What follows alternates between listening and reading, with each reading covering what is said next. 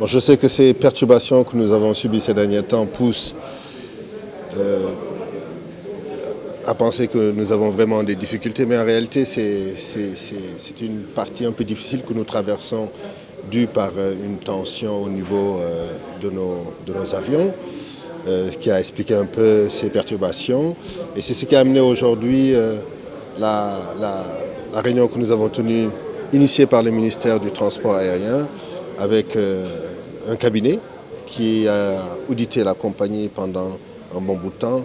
Et nous étions en train de parler justement des plans stratégiques qui vont être posés pour pouvoir justement sortir de cette crise qui, en passant, a perturbé beaucoup nos passagers. Et j'en profite d'ailleurs pour présenter nos excuses à mon nom propre et au nom d'Air Sénégal concernant ces perturbations que nos clients ont subies, surtout axées par une malchance concernant, comme vous le savez, c'est ce qui s'est passé il y a 2 jours à Agadir. En plein vol, nous avons eu un passager qui a eu un malaise et la réglementation est très claire. En cas de malaise, il faut immédiatement atterrir dans l'aéroport le plus proche et c'est ce que nous avons fait. Arrivé maintenant à Agadir, étant une destination qui n'est pas desservie par Air Sénégal, nous avons été confrontés à des problèmes opérationnels et qui a pris du temps.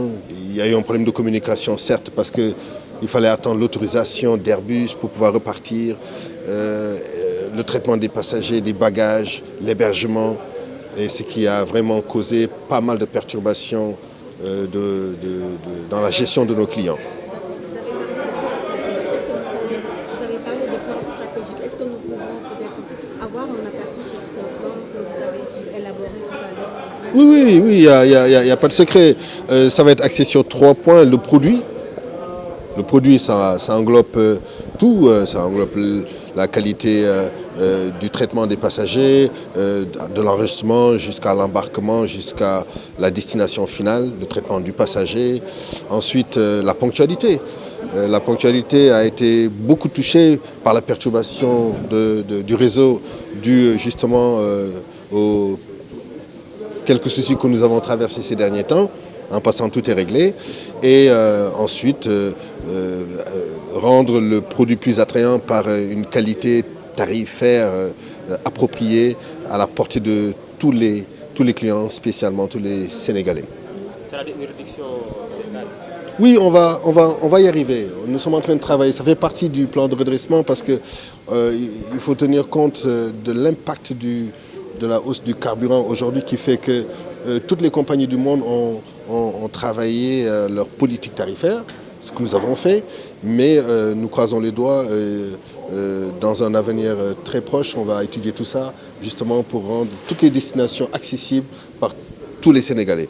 Et l'adhésion des Sénégalais à la compagnie? Ah non, mais pour moi, c'est un pléonasme de dire adhésion des Sénégalais parce que cette compagnie appartient totalement aux Sénégalais. Moi, j'ai l'habitude de dire, quand vous achetez une boîte d'allumettes, on prend 1 franc et on met dans Air Sénégal parce qu'elle appartient aux contribuables sénégalais.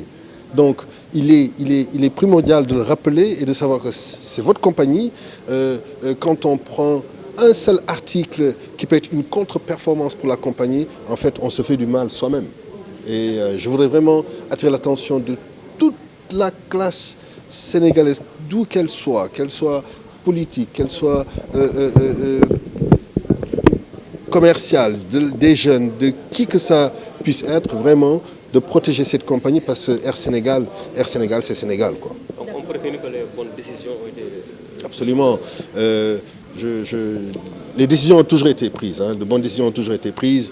Il fallait simplement rassurer d'abord la tutelle par cette étude qui est passée par un cabinet de haute renommée qui a aujourd'hui mis en exergue les problèmes d'Air Sénégal et les solutions qui vont suivre pour pouvoir maîtriser toute cette situation que traverse Air Sénégal en ce moment.